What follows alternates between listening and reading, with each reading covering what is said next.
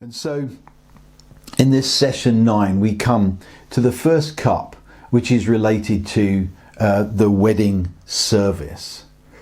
And I can remember the first time that I found this little chart and got quite excited about it, talking about the 4 cups of the Jewish wedding ceremony.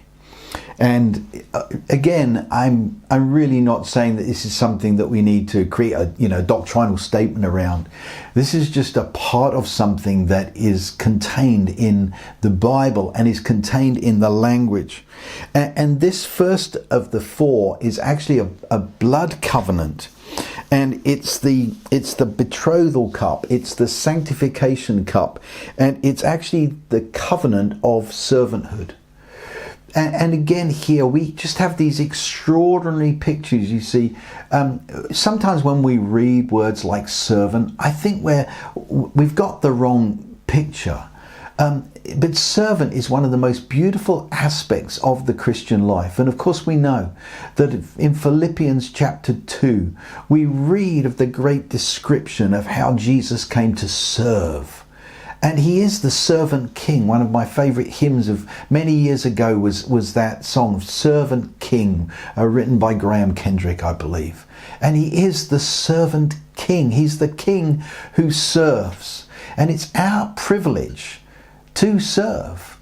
And honestly, there is, in many respects, no greater privilege, I think, than to serve.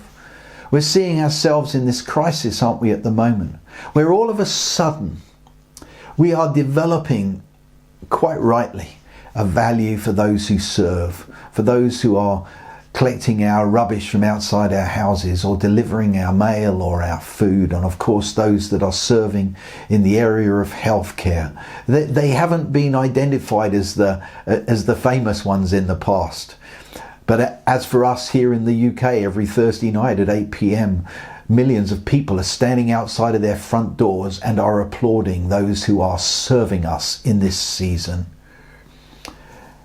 And serving is so much a part of our faith. Jesus said, I came to serve, not to be served.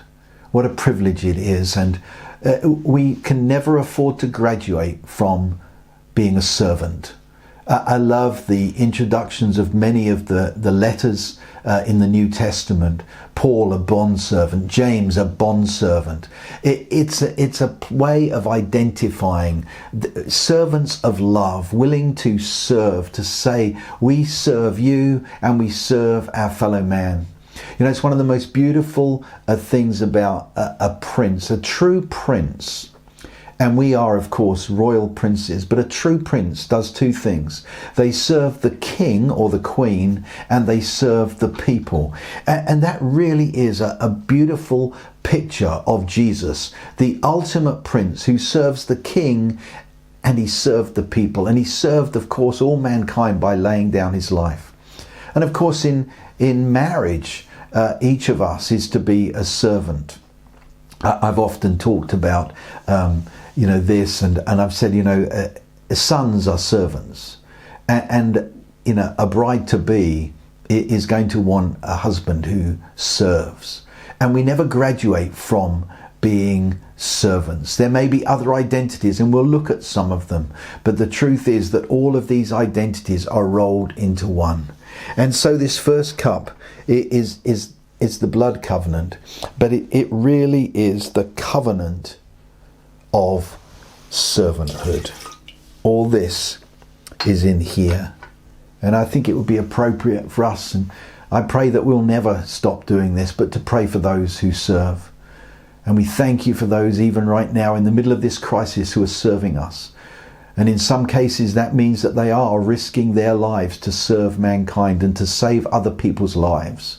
And just as it was said of Jesus, greater love hath no man than this, that a man would lay down his life. And that's what our servant king has done. And so we pray your blessing on those who serve, in whatever way they do it, by working in stores, working in healthcare, delivering, emptying our rubbish or our trash. And we pray for those this season that are serving. And Father, I pray that every one of us may find a new beauty in serving, because in serving we are revealing Jesus to the world, the servant king who came to serve, not to be served. And there is a glory in serving, and that glory is because you're revealing the servant king. So whoever you are, whatever you do, in whatever way you serve, I bless you. There is a beauty in serving. Jesus is the servant king, and as we serve, we reveal him to the world. How big is your cup? The servant king, the covenant of servanthood is in the cup.